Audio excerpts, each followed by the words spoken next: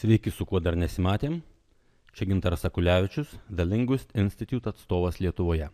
Ir čia yra 7 dienų nemokamas anglų kalbos kursas pradedantiesiems, pirmieji žingsniai. Pirmasis žingsnis buvo prisiregistruoti internetinėje kalbų mokykloje. Dabar mes žengsime antrą žingsnį ir susirasime savo pamokas. Ta mes padarysime labai paprastai, paspausime mygtuką pirmoji pamoka. Atsidariusiame lange reikia paspausti mygtuką Add Course.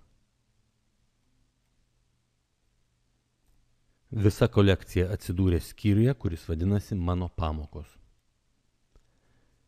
Jūs visada galėsite susirasti šias pamokas, paspaudę mygtuką Mano pamokos, kuris yra štai čia. Tai ir visas žingsnis, kurį mes turėjome žengti. Čia buvo Gintaras Akulevičius, The Linguist Institute atstovas Lietuvoje.